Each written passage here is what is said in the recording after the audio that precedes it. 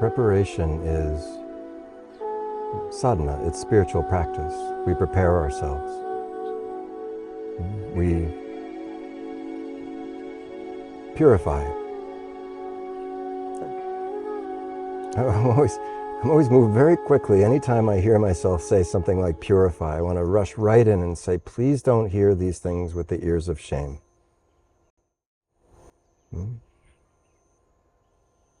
Purification means clarifying. The analogy of making ghee is often used for this purification, this clarification process through sadhana, through spiritual practice. To bring us to a place of empty, to bring us to the place of surrender, of devotion, of truth, to the place where we can actually come to receive the truth.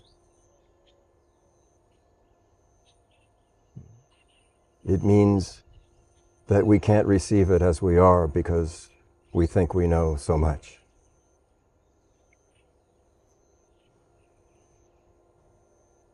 And when we think we know so much, we're full, and there's no room. And moreover, what it is that's to be received couldn't possibly be believed by the mind that's full of I know. Yeah. It's truly inconceivable. One of my favorite lines from Princess Bride.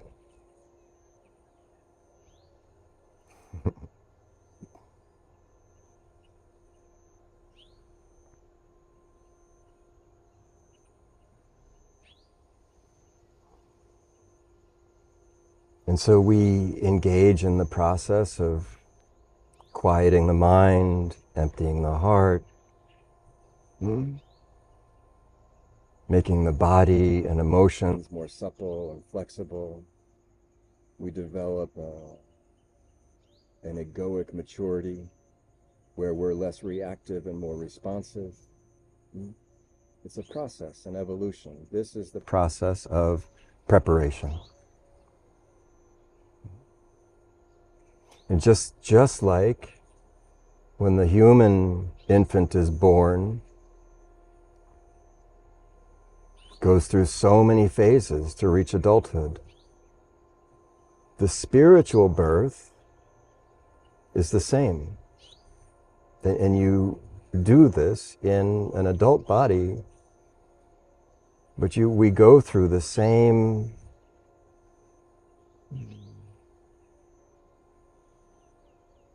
there's such parallels to each level of infancy, being totally dependent, learning to crawl, walk, run.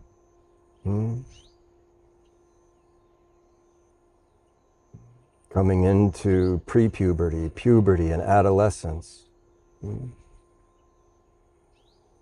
Young adulthood and enthusiasm and the first foray into independence. So many mistakes. And a gradual process of maturation.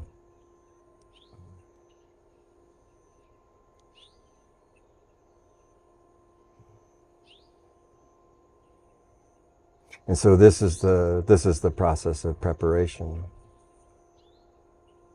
And it's essential.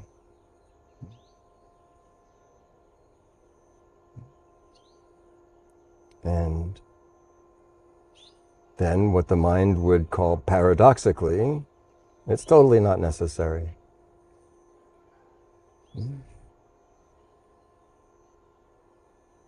There is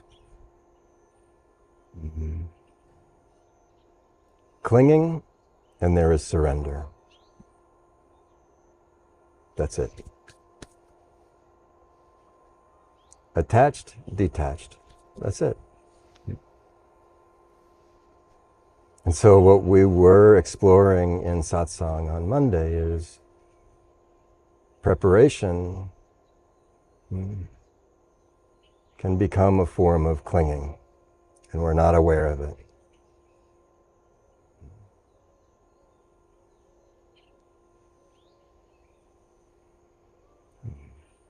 The practice itself can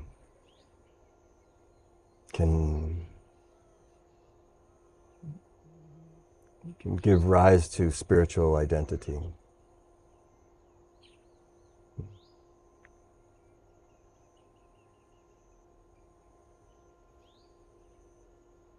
It's attachments to I'm doing spirituality right.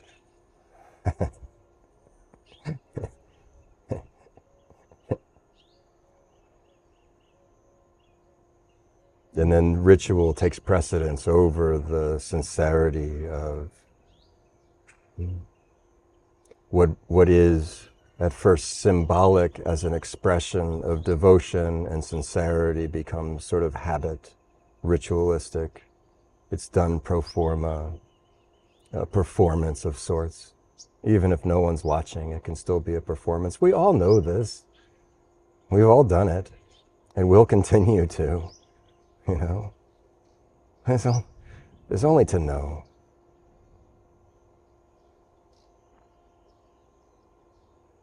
And so the practice itself, the preparation, can become clinging.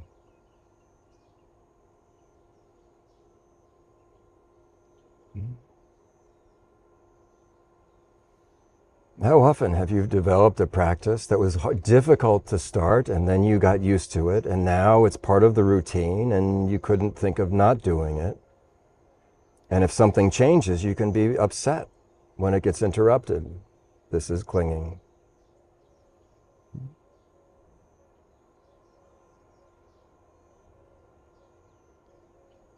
And so we are well advised to be disciplined and focused and persistent, and at the same time so soft and supple and allowing. How is it possible, these two things simultaneous?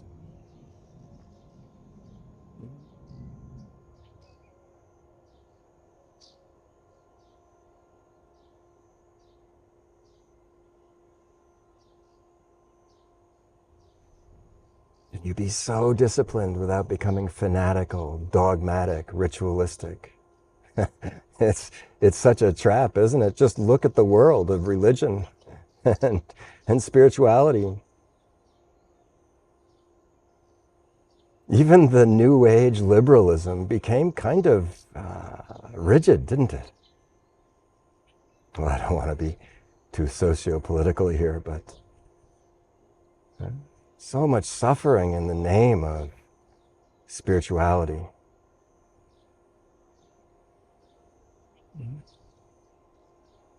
Have you explored this? Maybe not everybody's familiar with the Ten Commandments, but this one, thou shalt not use the Lord's name in vain. You know, I was raised Catholic, and when I heard this, I thought it meant you weren't supposed to swear using Jesus' name.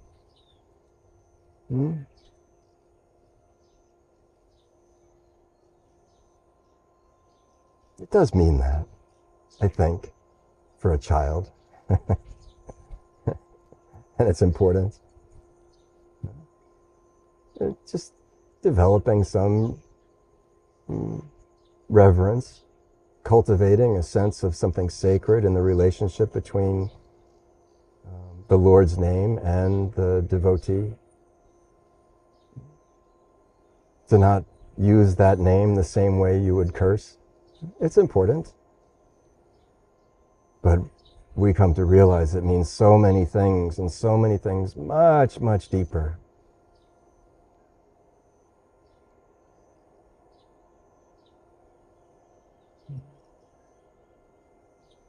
And what is vanity? It's identity. Spiritual vanity, spiritual pride. very easily in ourselves grows into dogma and judgment. It's such a slippery slope. It's almost inevitable. I have found it in myself time and again.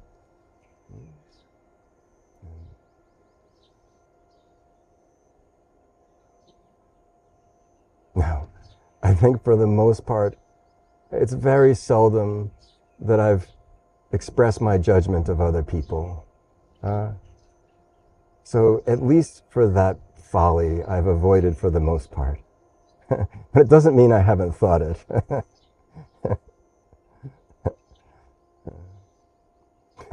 I do my best to keep my folly to myself.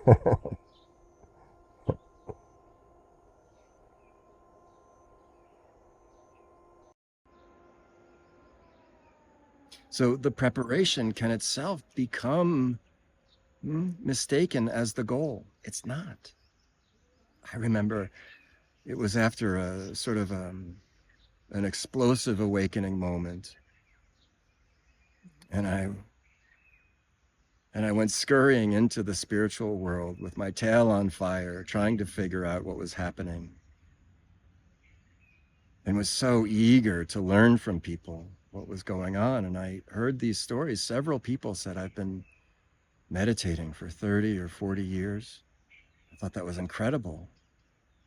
And then 3 sentences later, they'd be complaining about something petty. It was horrifying to me. It really scared me to my core. That after 30 years of meditating, one could be caught up in.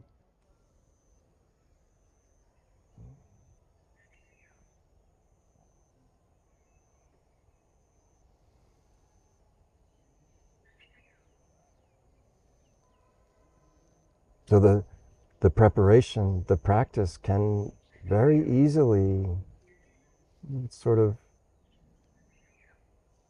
claimed as spiritual identity.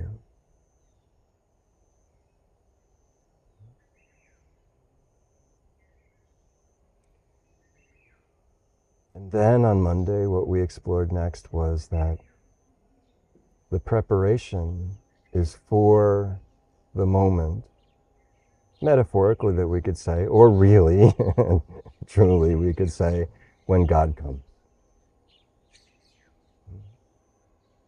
The preparation is for that moment.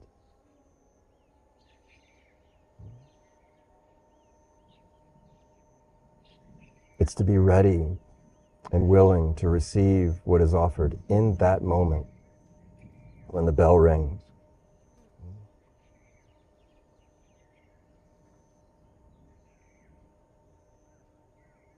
And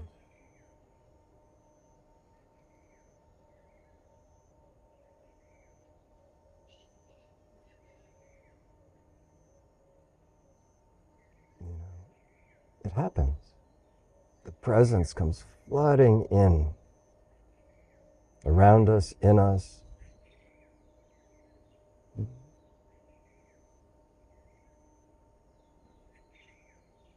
But we can be so busy that we don't have time for it. The very thing that we've been preparing for, the very thing that we've been seeking.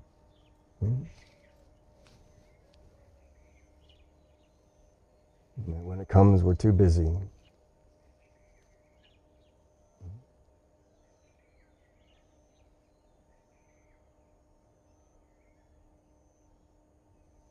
I've seen this in myself so many times.